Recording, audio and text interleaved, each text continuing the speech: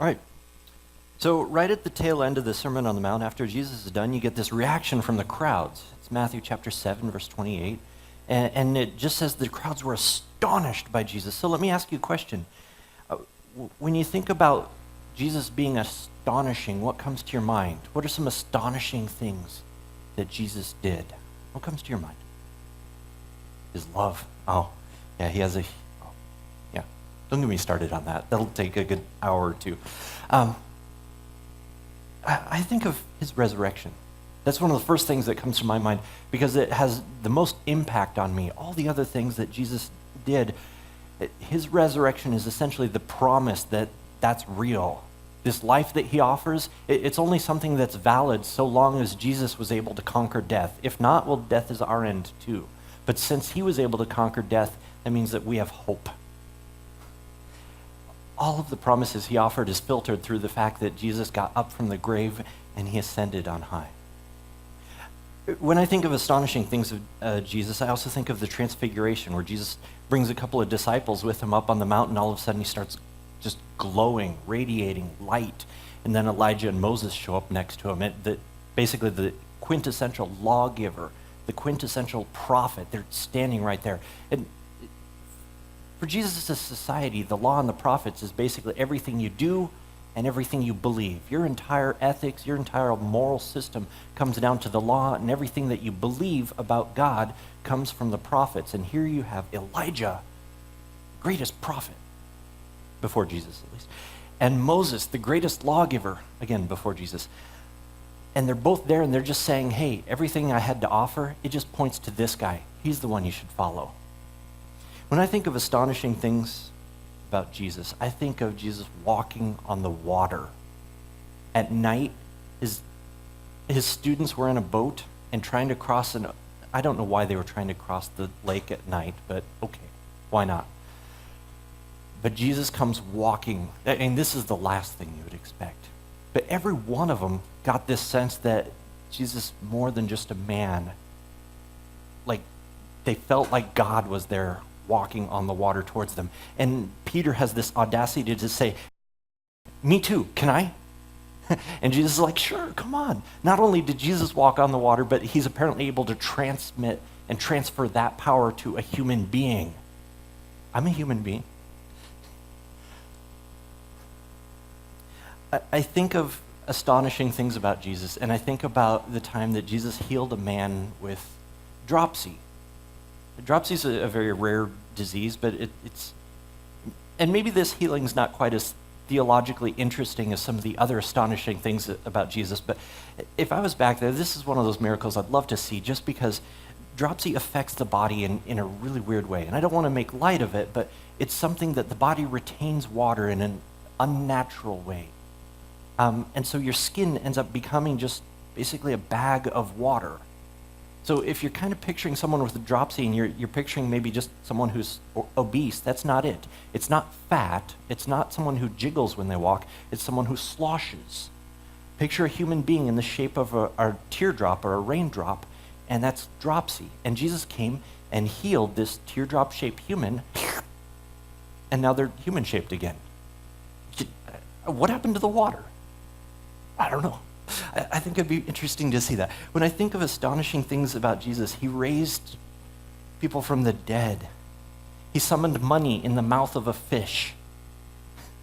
And in full sobriety, he claimed to be the Messiah and the incarnation of God. Matthew 7:28 starts off with, and when Jesus finished saying these things, the crowds were astonished at his teaching. That's the thing. All those things I described, for this crowd, they have not happened yet. None of those astonishing things, none of Jesus being at his best has happened yet. So what is it that they're so astonished by? Well, luckily it identifies. The Bible has a way of answering our questions sometimes. They're astonished at his teaching. So we've spent the last, 3 years or so, something like that, going through the Sermon on the Mount. We probably haven't given it enough time, but realistically, it's something that we've spent so much time as a human race just trying to unpack this sermon. and we're still trying to understand it. We've gone through with a fine-tooth comb, just verse by verse by verse by verse. What we haven't done is we haven't gone through the whole thing all together at once. And there are lessons to be learned when you put the whole thing together, and I want to make sure that we catch those things. The other thing that happened is Jesus presented this speech in probably 20 minutes, which in the Middle East, giving a speech in only 20 minutes, that's nothing. I mean, that's not even trying. The microphone's not even warmed up at that point. So for Jesus to be able to do this, and what's even more amazing, not only is it brief, but it's like every sentence in here is something that is so revolutionary, so unexpected, that it just takes time to digest, and Jesus doesn't give them time to digest. He just goes right on to the next point. He just throws these things out, rapid shot, and every one of them is something that will turn your life upside down, any one of them. And he just fills this sermon full of points like that. No wonder we went so slowly through it.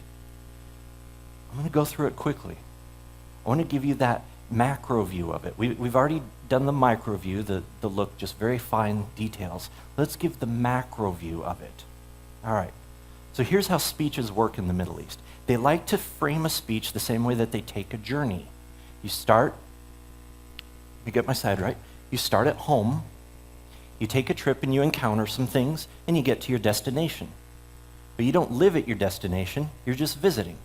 Then you need to work your way back, and you encounter the same things on the way back, and then you get home. And you take what you learned, and you bring it home. Your destination, that's the point of the message. Now, this has a literary structure called a chiasm. Some people draw it like a V. I prefer to think of it like a journey. You go from home, you encounter some things along the way, you get to your destination, that's the message's point. It's in the middle. And then you work your way back in light of what you just learned, and it affects home as well. So, what are his big points along the way? He starts off with foundational things. Foundational things, he's going to establish those right at the beginning, and then he's going to give us a summary of what this journey is going to look like. He'll give us a summary statement on the way over, and he'll give us a summary statement on the way back. And those two statements need to be understood together. And so he gives us a clue that they should go together. And then he'll get to 3 prohibitions and 3 requirements. And finally, he gets to his point, which is living your life to God and for God. All right, let's go through some of that. Ready? Starting with the foundations, Jesus identifies 8 values, things that we would expect about the world, and he takes them, these values that they hold dear, and he just flips them upside down. Actually, he flips them right side up. We always had them upside down. These are values like, for example, we expect heaven to be filled of people who, they have their moral life all put together, and they're full of righteousness, and they're just, Jesus says, no, heaven is full of people who are spiritually poor, not spiritually rich. We expect people who are full of righteousness, and Jesus says, no, it's not the ones who are full of righteousness, it's the ones who are hungry for righteousness, who want more righteousness in them. Those are the ones that you're going to find in heaven. The people who are full of righteousness, they're not interested. Let's see what else is on. They're already full. No, it's the ones who have an appetite for righteousness. That's what you're going to find in heaven. I would summarize these values this way. The kind of people that you can expect to find in heaven are not what you would expect to find in church. And the kind of people that you would expect to find at church, you are not likely to find in the kingdom of heaven. All right, how's that for an opener? Yeah. Next foundational issue is our purpose in life. Jesus defines it. You ever want to know why it is that you're here? Why has God put you on this planet? It's apparently holiness. But in your holiness, Jesus' culture had tried to protect that holiness. They tried to isolate it from the rest of the world. They build up these barriers. They try to make sure that they don't mingle and mix with the rest of the world. And Jesus says, no, you are to be holy. But in your holiness, you should let God just keep pouring more and more holiness into you, because that's exactly what God wants to do. And once he's filled you, you know what he does? He keeps pouring more so that you overflow. So that the pressure, I'm thinking like a water engineer or something, but the pressure coming in is such that it pushes out, so that even if you're mixed with the rest of the world, you are just pouring out. You are to be called to influence. And that's something that only works so long as God is backing you. Overflow, you influence the world. Very different than that isolation. He's basically turned it all around. All right, that's the foundations. He's just outlined your values and your life purpose. And he's turned them upside down. Now, summary statement. Summary statement, both times, going both directions, includes the law and the prophets. And he says that, hey, the law and the prophets, they're not going to pass away. These things are pointing to me, Jesus. He said that, not me. But not only do they point to him, he's also greater. He is greater than Elijah. And his law is greater than Moses' law. This is everything that his society believed was important to do. That's the law, ethics. Jesus says, mine's better. And everything that they believe about God from the prophets, Jesus' revelation is better. He's greater than the law and the prophets. That's summary statement number one. So that's what you're going to notice along this journey, is that Jesus is better. All right, moving on from summary statement, 3 prohibitions and 3 requirements. These 3 prohibitions need to be understood together. Prohibition number 1 is do not commit murder. Number 2 is do not commit adultery. Number 3 is do not lie. And relative to everything else that he's revealed so far, in its revolutionary upside-down way of looking at it, these are actually pretty straightforward. I could go to just about any country on earth and find laws against these sorts of things. So this kingdom that Jesus is offering, if these are his first 3 prohibitions, it's not terribly surprising. I mean, even something like do not lie, we have things like breach of contract. The moment you sign a contract, that's essentially you taking an oath in our society, isn't it? And so if you break your contract, you've basically lied, and there are legal penalties for that. We have laws against these things. But what Jesus does is he extends them. He makes them bigger and heavier and more difficult. He raises the bar on it. So he doesn't just say, do not commit murder, but he says, don't slander someone by calling them a fool. And he doesn't just say, don't commit adultery, but he says, don't look at a woman with lust. And he also says, when you remarry, that also is a form of committing adultery. And he also, when it comes to lying, he says that deceiving and playing games with certain things in order to try and deceive someone, that's essentially lying. What he's done is he's extended these categories to places where it starts to get uncomfortable, but essentially it's now internal. See, with lying, let me start with murder. Murder, Jesus defines as basically anything where you're trying to tear down another human being. Whether it's slander, whether it's malicious intent, like you have hatred in your heart. You want to see someone else fall, that's murder. When it comes to adultery, it's anything that tears at the fabric of your marriage. How does remarriage do that? Well, essentially, that's the last straw of that first marriage. It's not exactly a no, don't do it. Sometimes that's the best solution that you have for a very bad scenario. But it's something that God blessed that first marriage, and now it's done.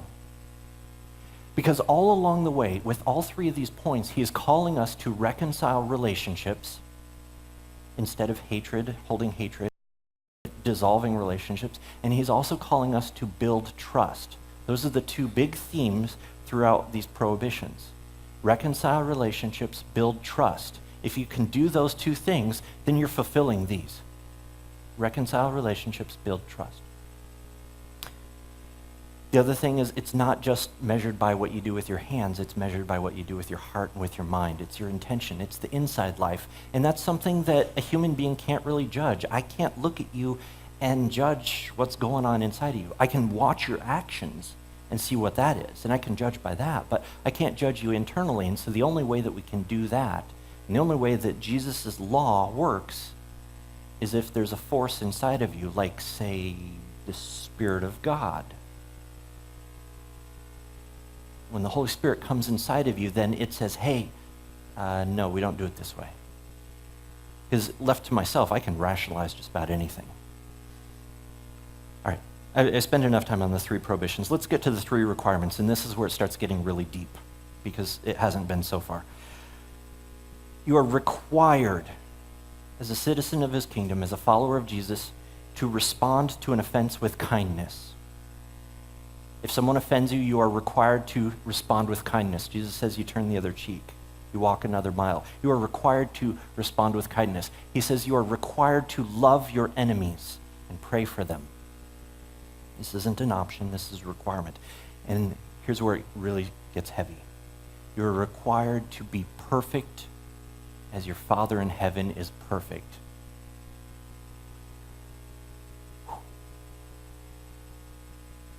Okay, I think Jesus just raised the bar on us, didn't he? Going on to hit the main focal point, and being perfect as your heavenly Father is perfect leads us into it. It is you live your life for God. That's the main point. Here's how he describes it. He gives us 3 examples. He says, when you give in secret. When you pray in secret. And when you fast, do this in secret. What he's getting at is his society, they love to do things for the crowd and for show, because it's an honor-shame-based society. That's what they like to do. Our society is a little bit different. Don't worry too much about that. But ultimately what it means is that whatever your deal is, you do it for God. Whatever you're trying to do, anything you do it for God. If you're trying to be kind to people, do it for God. If you're a banker, you do that for God. How does that work? That might take some research for you to figure out. But whatever your profession is, however you identify yourself, whoever you are, you do it for God. Whatever your deal is, you do it for God, not for others. And for Jesus' culture, he addresses it this way. Give to the needy in secret so that God can see. Pray in secret so that God can hear, and fast so that God knows. Because ultimately what it comes down to is your life to God. For our own culture, we might have values like freedom and responsibility and wealth. Those are some of the top-notch values for us. So that means we need to understand our freedom in terms of God. What is the freedom that God provides you? What happens if you obey God to the point that you're incarcerated? You might be called to prison because God's saying you do this and the laws of a country say you don't. Well, you obey God. I know guys who are locked up in prison for life, and they know what true freedom is. And I know people on the outside who claim to have freedom but have no ability to say no to anything. That's not freedom. Real freedom is what God provides. Real wealth is what God provides. And that's something I've been struggling with, anyone who knows me personally, very much so. But it's what God provides. It's not what an employer provides. That's what real wealth is. And real responsibility. What if the world looks at you and says you are irresponsible, but God looks at you and says you're responsible? Then so be it. I will obey God. That's the center point of the message. So in light of that we are to live for God, let's work our way back out. Jesus gives us 3 prohibitions and 3 requirements. So in light of God, here's 3 prohibitions. Ready? Don't trust money, don't worry about the future, and don't condemn other people's sins. The 3 bonds that tie these 3 things together is this. You're to trust God. If it's a choice between trusting God and trusting money, you trust God. In fact, don't trust money because it will try and encroach on the trust that you have in God. Simply trust God. When it comes to worrying about the future, that's something that I do this naturally. I'm just planning about all kinds of different scenarios. I'll come up with whatever, try to anticipate things, and I worry about things. You realize that worrying is just a practical way of saying, God, I don't trust you with my future. Instead, trust him with your future. And when it comes to sin in others, I can see it, but if I try to do something about it, I'm going to fail miserably because I'm not a savior, Jesus is. I am very much invested in your life, but not nearly as much as God is. And ultimately, your salvation has to be worked out between you and him. I will do everything I can to point you towards Jesus, but I have to trust you to God and let him take care of you. So all 3 of these prohibitions are to lead us towards trusting God. Likewise, the three requirements that Jesus follows this up with are to trust in God. If we're trusting in God, then we're constantly asking for things. It's not a one and done. We're continually going back to him. We're seeking him, and we're knocking at his door intently until he opens and answers. All right, so that's 3 prohibitions, 3 requirements. Summary statement number 2. He says, do to others what you want done to you. The law and the prophets is summarized by this. All right, so the first summary statement, you have Jesus is greater than the law and the prophets. Now you have the law and the prophets is summarized by do to others what you want done to you. Let's take those two and put them together. Let's take Jesus and this golden rule and let's put it together and see what's his overall summary statement of this thing. Can we do that? Do to others what you want done to you. Okay. What I want done to me. Jesus. Jesus is the embodiment of everything that you really want in life. Everything that truly satisfies, that's Jesus. And everything that you should be doing in life for others, Jesus embodies that as well. Everything you want, everything you should be doing, that is Jesus. That's our summary of this whole message. Right. Finally, Jesus gets back to a foundational issue. Before he defined what our values were, turned them right side up, he defined what our purpose is, and now he's going to define what our identity is and how to recognize people. I can't really judge your heart, but we can notice a person's legacy. There are many very exciting pastors out there that lead a church and it gets very big, and then within a generation just kind of dissolves. There was no legacy left behind because there was no substance. On the other hand, you have people who it would seem make very little impact, but on the people that they do, it's a huge deal, and they go on to shape others, and it's something that out, and it's not something that you notice until several generations down the road. These are some of those great theologians who have written some amazing works. That's why I kind of like reading books from 100 years or more, because they've left a legacy that I can already determine. He also says that you identify someone not by how they label themselves, but by their obedience. I don't care if you call yourself a Christian. What I care about is, are you obeying Jesus? That's it. That's how I identify my brothers. And finally, foundation, Jesus identifies himself. You notice in that story about the rock and the man who built his house on the rock, you notice Jesus was the rock in that, and he's encouraging you, build your house, your livelihood, your family. Build it on him because he's the only thing that's stable. Everything else will dissolve. And with it, everything else that you build, he is the only solid foundation. All right, that's the Sermon on the Mount in a nutshell. Let's unpack it a little bit, okay? We're going to go through and just say, what were some of the big revolutionary things, just some of those big themes that happened. First off, Jesus took our values and he flipped them upside down, or right side up, I suppose. He turns them right side up. Jesus also takes our requirements and our prohibitions and he makes them heavier. And when it comes to allowances, he restricts those. If this was a job interview, I would probably look somewhere else. This sounds like something very difficult to sell. Here, I have heavier requirements. I have less allowance for you. But it works because he's calling you into a kingdom, not just a job. And he's not just calling you into the kingdom, he's calling everyone else into the kingdom. And that's a kingdom that I want to be a part of, where everyone is striving for the highest calling. Everyone is reaching for the highest bar. I don't want to be in the world's kingdom where, you know what, it's okay to deceive. Sorry you got fooled on that. Where adultery doesn't count as long as there wasn't contact. Where it's okay to hate. I don't want to be in a kingdom like that. I want to be in a kingdom that reaches for the highest calling.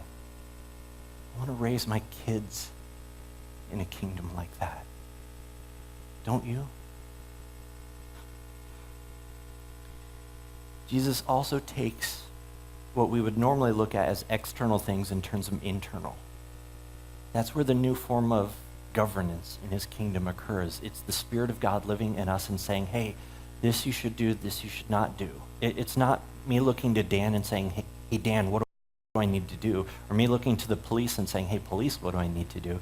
It's now I'm guided by the Spirit of God within me. That's kind of tough, but it takes some learning. It takes some getting used to it. I have to, God is like. But ultimately, he teaches me internally. It's no longer an external system. The other thing I love about it is statements are so simple and intuitive. You don't have this law that has 600 or so commands and then all these different sub-cases, explanations and further details and loopholes and things like that. Jesus gives these simple, intuitive statements like, do to others what you want done. Any kid can understand that. You don't need a complicated law degree in order to please God. And no wonder the crowds were so astonished by this. No one spoke like that. The religious teachers in their day, the scribes, the Pharisees, they speak kind of like religious teachers today. You get 4 of us together and you ask us a question and you're probably going to get about 5 different answers because we're guessing. We're human beings, we guess. I mean, if the Bible spells it out, we're going to point to the Bible and say, hey, yeah, this is the answer. But then how to live it out? Well, you're going to get about 5 different answers again. We guess.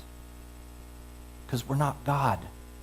I don't have the monopoly on God. I have just like the smallest understanding of God, and I pursue him with all that I've got, but I can't anticipate what he's going to do tomorrow. I don't know. Jesus didn't talk like those religious teachers. He talked like a king. He talked like someone who had inside information. He talked like someone who knew the mind of God. He talked almost like an author of a book. I'm a fan of the Harry Potter series a little bit, and I kind of geek out to things. So sometimes I'll get on a discussion board and I'll see all these complicated theories about why a sorting hat would put Harry into this place and that place. And it's funny the way that people will spin their theories and say, hey, here's what I think and why and whatnot. And some of them seem very confident in what they say. But the author of the series, J.K. Rowling, when she comments, it's just a simple, definitive, this is the way it is. No explanation required. Just, this is how it is. She doesn't have to set things up. She doesn't have to build a case. She doesn't even have to respond to someone with a wrong theory. This is simply the way it is. And she knows this because she's the author. She put it together in the first place. And that's the way that Jesus speaks about life, about the world, about the way that things are supposed to work, because it's almost like he's the author, like he wrote the way it was supposed to work. Listen, now this guy who has such authority that with just a word, he can change the setting, and we're going to get into that later. You know, all those miracles we looked at the beginning, all those amazing things, we're about to get into that. That's what happens next. But in this sermon, he's inviting you to his kingdom. He's just described it for you. He's just told you, this is what my kingdom is like, and he's inviting you to come and join in his kingdom. And there's 3 potential responses to this. Response 1, you've just heard Jesus' description. You know what he's like, and you're just not interested. You've looked through it. You're like, hey, I don't like these heavy requirements. There's nothing here for me. If that's the case, I got no business with you. I'm sorry. I'm here about Jesus. That's my business. I can't dress him up differently and hope that maybe the packaging will convince you. The essence of who he is not going to change. All I can do is just ask you to please reconsider Jesus. Look again. Maybe you missed something. Maybe you misunderstood something. He's the author of life, after all. He might have something of value to you. Response number 2, maybe you find something of value, and you want that. Well, you know what? You've got a life. You should take that. Take what he offers. follow it as best you can. Mold your life around what Jesus has just said. This is a great step, but it's also kind of dangerous to just stay there. So if that's where you are right now, where you're just kind of taking pieces of Jesus, I don't know what your end result is. Because what you've essentially done is you've just taken the policies of this king and you've kind of adopted them into your kingdom. And that's good, and your kingdom has probably thrived, but it's still your kingdom.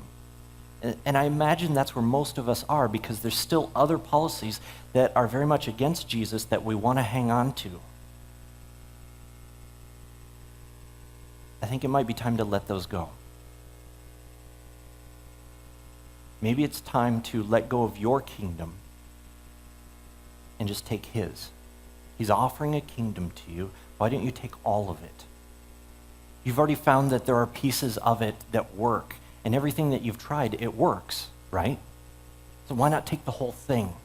Why not trust him with all those other parts, even some of those things that are just so sacred to you that you don't want to let go of? Maybe it's time to get rid of it and find out that the best is yet to come. Let's take him as our king. I was in Thailand a couple of years ago with my brother-in-law, and Thailand is one of the few countries on earth that still has a monarchy. There's a king. And I'd been living in the Middle East, and I'm used to living in a kingdom. And one of the things that they'll do as a tradition is they've got a picture of the king displayed in a prominent place. You enter a house and you're going to see it in the living room. It'll be up high. We were at a 7-Eleven, and there was a picture of what I assume was the king. It was my first day there. I didn't get a chance to know the monarchy that well. But my brother-in-law, he goes into the 7-Eleven and he asks the clerk at the store, the guy who's paid minimum wage, he points to the picture of this guy in royal outfit, and he says, "Hey, is this guy the king?" The clerk looks back at my brother-in-law and with just this big smile of pride says, "No, he's my king. He's my king." I want you to consider Jesus. Make him your king, not just your advisor, not just a guy with some great ideas that you can adopt into your life. Make him your king.